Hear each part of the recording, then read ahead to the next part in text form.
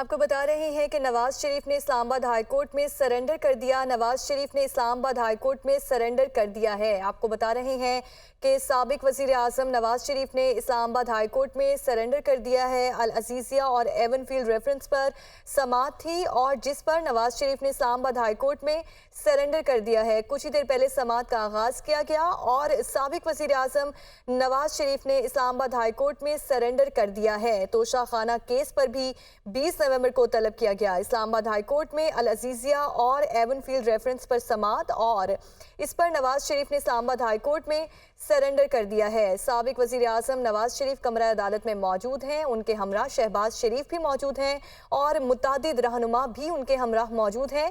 नवाज शरीफ ने Islamabad high court में surrender कर दिया है। कुछ ही देर पहले समाअत का आगाज़ किया जिस पर नवाज शरीफ ने इस्लामाबाद हाई कोर्ट में सरेंडर कर दिया है। 2 रुकनी खुसूसी बेंच ये समाअत कर रहा है और एवनफील्ड और अल अजीज़िया रेफरेंस पर इस्लामाबाद हाई कोर्ट में नवाज शरीफ पेश हुए और कुछ ही देर पहले समाअत हुई और नवाज शरीफ ने इस्लामाबाद हाई कोर्ट में सरेंडर कर दिया है।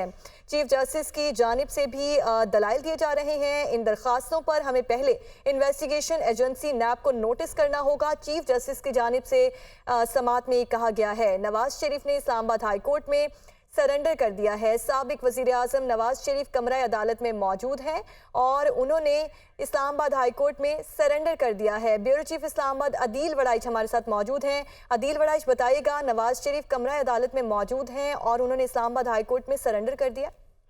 जी बिल्कुल, बिलाखिर वो दिन आ गया कि वो केसेस जिनके हवाले से अब से चंद महीने पहले कोई तवक्को नहीं की जा रही थी कि मामलात जो हैं वो इस अंदाज में चलेंगे कि मियां नवाज शरीफ ना सिर्फ सरेंडर करेंगे बल्कि बहुत कॉन्फिडेंटली सरेंडर करेंगे और सरेंडर करने के बाद उनकी जो अपीलें हैं उनके रिवाइव होने की जो दरख्वास्तें हैं वो दायर की गई हैं और इसमें चीफ जस्टिस ने इस हवाले से कहा है कि इन दरख्वास्तों पर पहले हमें इन्वेस्टिगेशन एजेंसी नैब उसको नोटिस जारी करना होगा। उन्होंने ये कहा है, उन्होंने रिमार्क्स दिए हैं कि अपीलें रिवाइव करना ये रूटीन का मामला नहीं है।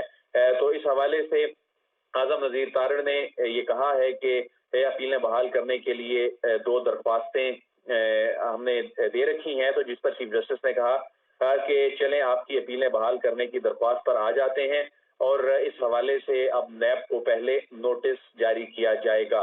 चीफ जस्टिस ने कहा है कि आपको अदालत को मुतमिन करना होगा कि क्यों अपीलें बहाल की जाएं, क्योंकि ये रूटीन का मामला नहीं है। तो जस्टिस मियां गुल हसन औरंगजेब ने कहा कि हम कानून के मुताबिक चलेंगे। उन्होंने कहा कि आपने अदालत को कानूनी दलाइल से बताना है कि ये अपीलें क्यों बहाल की जाएं। तो जो सरेंडर करने का जो मामला है वो सरेंडर करने की जो कानूनी एक कार्रवाई है वो तो मुकम्मल कर ली गई है, लेकिन अपीलें बहाल करने का अब जो प्रोसेस शुरू हुआ है उससे कबल कुछ कानूनी रिक्वायरमेंट्स हैं वो पूरी की जा रही हैं। वो कानूनी रिक्वायरमेंट पूरी करने के हवाले से नोटिस जो है अभी जारी किया जाना है। तो यूं ऐसा लग रहा है कि आज की तारीख में शायद ये अपीलें बहाल ना हो। उसकी रीजन ये है कि जब नोटिस दिया जाता है तो वो सेम डे नोटिस जारी आमतौर पे नहीं होता और उसके बाद उसी रोज उस पर प्रोसीडिंग नहीं होती। तो यूं ये अपीलें बहाल करने का मामला जो अदालत की जो पल्स है वो बता रही है कि अदालती जो प्रोसीडिंग है कि वो अभी चलेगी।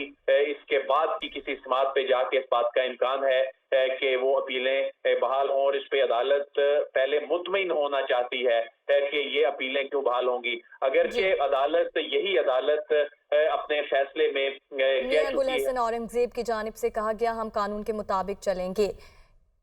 ब्यूरो चीफ अदील वड़ाइच हमें अपडेट कर रहे थे। आपका शुक्रिया।